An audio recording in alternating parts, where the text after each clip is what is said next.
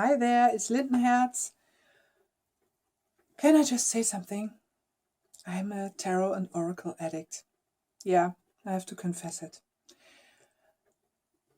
And I'm sometimes suffering from that addiction. At the moment, I'm really, I was, or I still am, quite a bit torn about purchasing the Rackham Oracle or not. This is just a side ramble and maybe it's a bit superficial. But I also know that some of you also struggle with these kind of addictions, this kind of sometimes urge feeling that a deck wants to come to you and haunts you. And this is what I'm feeling at the moment. And I was back and forth, back and forth. It's a lot of money. I guess it's well spent because from what I saw on videos and so on, the quality is, we would say in German, vom Feinsten. But a thing, I guess, which scares me a bit is that I eventually have to pay customs because here in Europe or in Germany, I think in Europe, in Germany, you have to pay customs when the item you're purchasing is, I guess, over 20 to 25 euros. When it costs over 20 to 25 euros, and then you have to pay for this and have to pay customs. But yeah. I know Storytelling Tea and Tarot suggested that I should find someone from the US that would send me it as a gift, so I could be safe on that. Of course, I would purchase it. I would give the money, but someone who would send it privately to me. But yeah, no, I guess also the postage or postal costs. I don't know how you call that at the moment. Postal rates. I don't know. I guess it's also not so cheap to send things to Germany. I don't know at the moment. But at least these rates or the costs for shipping are free. It's complete free shipping from Daxu Productions. So I will see. Maybe I try to mail them and try to see if they could send it to me as a gift or could declare it as a gift, so I could be sure that there won't be any customs to pay.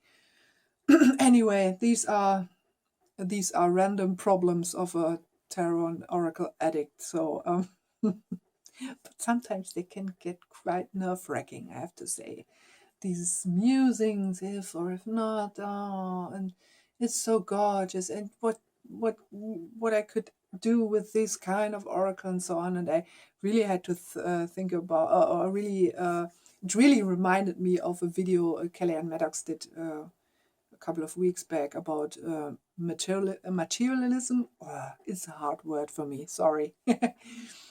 It was about that, and she said, especially then when you think, oh, this deck, when I will have it, then I could do this and this and that. And she said, she brought up the genius quote, you don't become fucking Gandalf overnight. And I saw, this was so hilarious, genius. I had really had to laugh so hard. Yeah, this is something I also told myself. And then another little nasty voice said, but what if? No, just kidding. But it's at the moment, it's really, I'm feeling like having a little devil and a little angel on my shoulders. And the one says, you want it, you really, this is so gorgeous, this is something you ever dreamed of. And the other one's like, no, just be reasonable with your money. And they are arguing with each other. And I'm sitting in the middle and say, oh my gosh, please. shut up. I try to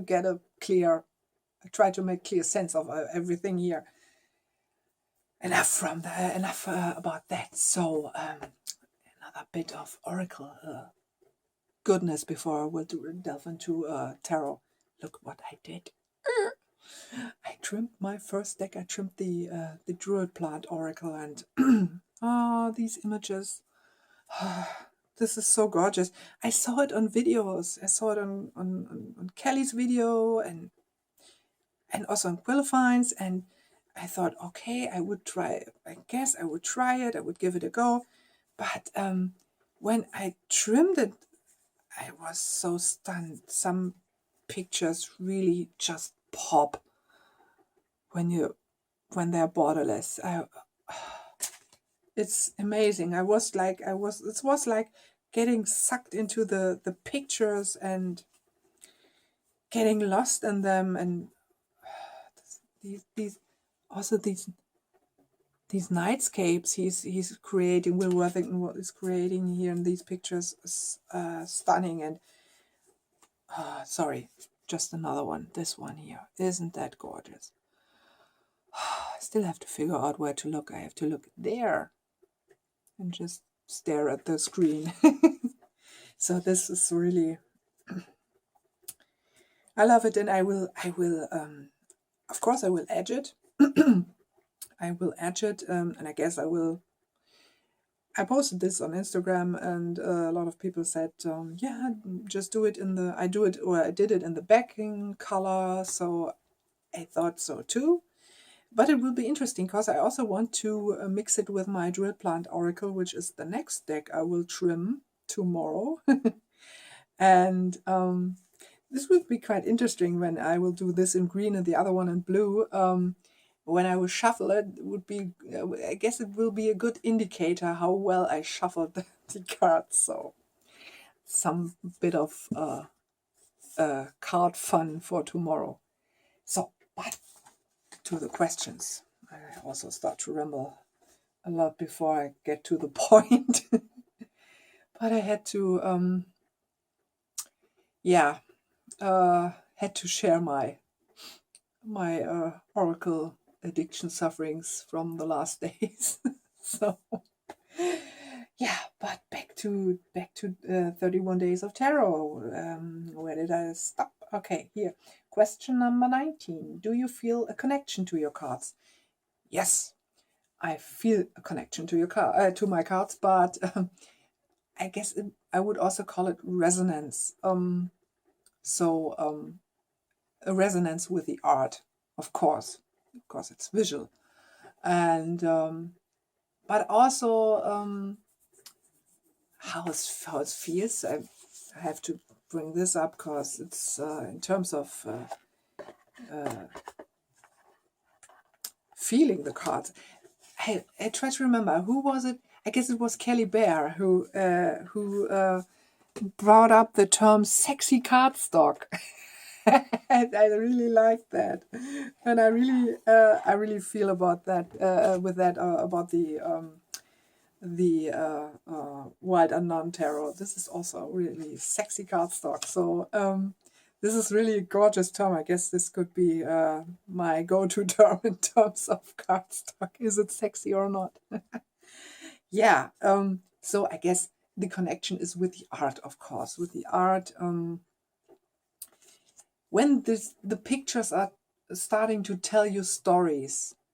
Okay, I guess also pictures you don't resonate are telling you stories. I don't know. Maybe, yeah.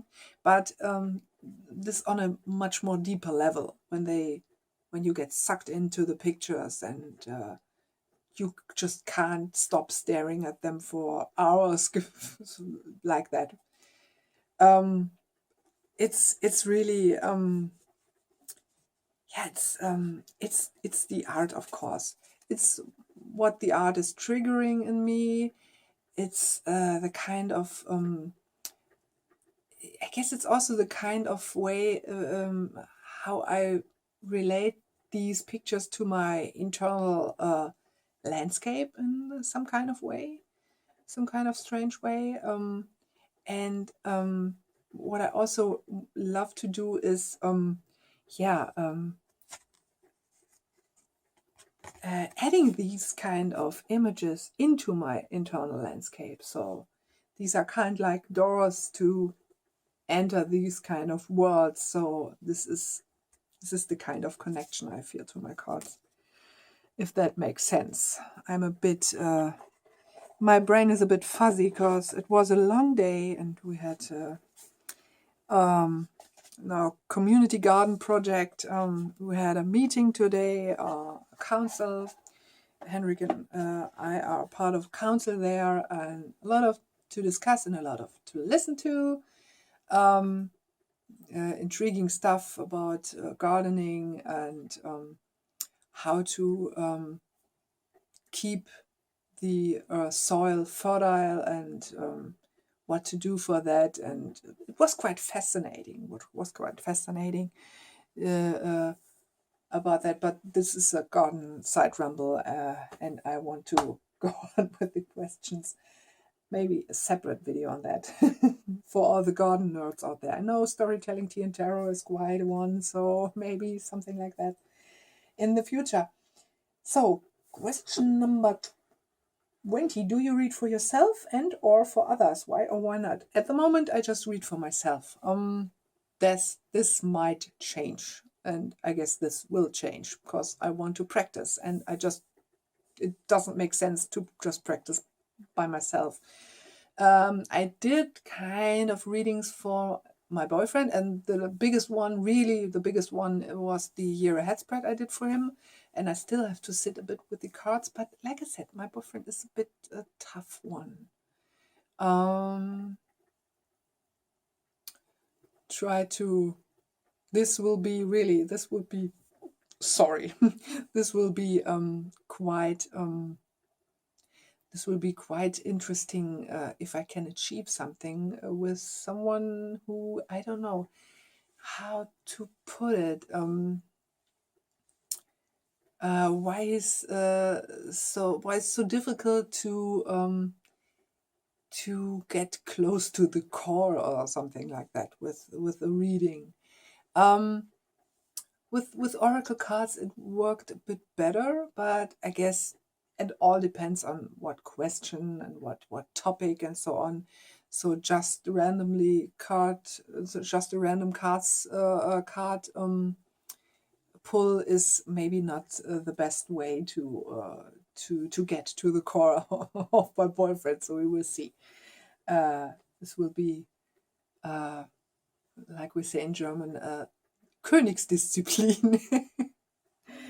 But maybe I make more ado about that, then it's maybe it's more easy. And the only thing I didn't was finding is the right approach towards reading for my boyfriend. So we will see. We'll see.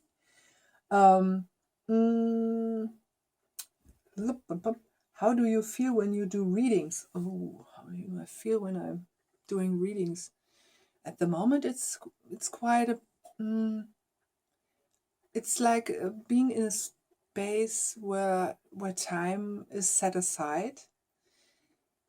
It's a bit like being in the storyteller's mind when you see the pictures and you try to see how everything relates, how everything fits together. I guess something like that. Also, Kelly said from The Truth and Story. You want to see how the pieces all fit in the story, and this is something which I really love, and which brings me into this kind of state where time is quite meaningless, basically. I feel very grounded and very close to myself in a sense, if that makes sense. And yeah, it will be quite interesting to explore that further when I do readings also for others than just myself. Do you charge money or other ways of compensation for your readings or services? No, of course not. maybe I will do some kind of exchange or trade or something like that in the future. Mm, maybe with one of my boyfriend's nieces, because she wants. I asked her if she would make a tarot bag for me, and she said, yeah, okay. And maybe you could do some trading with her, and give her a tarot reading. So this would be quite interesting to do, so I could practice in a kind of way. So a tarot bag for a tarot reading, quite fitting, I guess. Yeah. So something else, I guess I will stop it here. In terms of the questions, uh, something else tarot related. Look at what I got yesterday from one of the shops here. This is where my tarot stuff at the moment goes in. About the cards, of course, I also have a binder, a bigger binder, but some of the loose papers I will print out and put in here, and I also wanted to buy. I guess I will buy it. There are some little booklets with the same design. And I will also buy them, buy one of them, because I guess it would be useful to just throw in quick tarot thoughts or something like instant tarots. So so quite useful for that, and looking forward to that one. Yeah, and while I'm talking here, it's raining outside, and this means it's quite, at the moment, dangerous to set a foot outside, because, like you saw in the videos, we had a lot of snow the last days, or it was still snow there from the last day, one of the last days, and they said there would be some ice rain this evening. Yeah, now we have it. And this means it would be quite, interesting to walk outside. Just very slippery. So I'm quite happy that we don't have to go outside tomorrow, except for letting the dog out. But she isn't also so fond of uh, the snow and the cold at the moment. She was quite fond of snow, and so when she was younger. But nowadays she's like, oh, really? It's so cold. No, I don't want to go further. No, I don't want to. And it's also not so easy, because of the salt which is on the ways, on the streets. Mm, a lot of people don't use salt anymore. They use sand and other stuff. Mm, but occasionally you still find it. And I had a very bad incident with Lily, with my dog, the last week, where I wasn't able to figure out where the salt was, and she must have stepped into it, and suddenly she started to, she wasn't able to walk anymore, because her paws were so, were aching. And so I walked with her on the snow fields, so the snow meadow, the meadow with snow on it, and tried to walk this path, so it would be easier for her, and I could wash out her, or clean her paws from the salt with the snow. And suddenly I got to total shock by that. She fell on her side and wasn't able to walk anymore, and she was weeping and crying out of pain because of the salt. And she also, this is something she's having for a while, for a long time. This is something which dogs sometimes do, is this sneezing in reversal, and this is something which she has nowadays quite often. And I guess out of panic, she started to sneeze in reversal, or in reverse. I don't know this. how it's really called, and yeah, and it was almost like a seizure. I was so shocked, and she wasn't able to stand up, and I had to carry her inside. But as yeah, when we entered the flat, she was fine again. So I was relieved. At the first, I thought, oh my gosh, I have to call Henrik. We have to go to the vet, and there must be something they could do, and so on. And since then, we started to carry her outside and try to, yeah, be careful with which way or which ways we go with our dogs. So it was it was just for a few minutes, I guess, 1 or 2 minutes or so of this kind of shocking moment. But this stuck with me the whole day. I had really had to recover from that. Uh, of course, my dog also, but I was like, oh my gosh, it's so bad when your animal is suffering. And she isn't the youngest anymore. She's over 14 now, and quite happy, and knock on wood that she will get a lot older.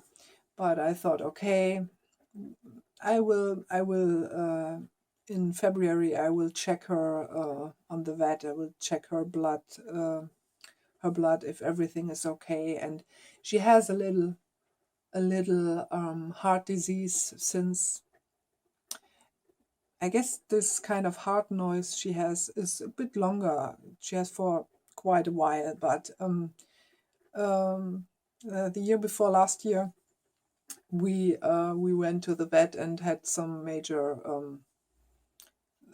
things going on there, and they found out that she has a little heart failure of some sort, and she has to take pills for that. And but she's quite happy, and she's quite cheerful, and she wants to play, and so on. So uh, I still hope that I will have her a long time, or much longer. But yeah, sometimes when your dog is so old, you of course think about what if the time is yeah, what will be when the time is there. Yeah. And I know it from my other dogs that left me, and oh wow, this will be hard. I can tell it will be really hard. So enough of this a little bit depressing ramble, but I wanted to share that with you. And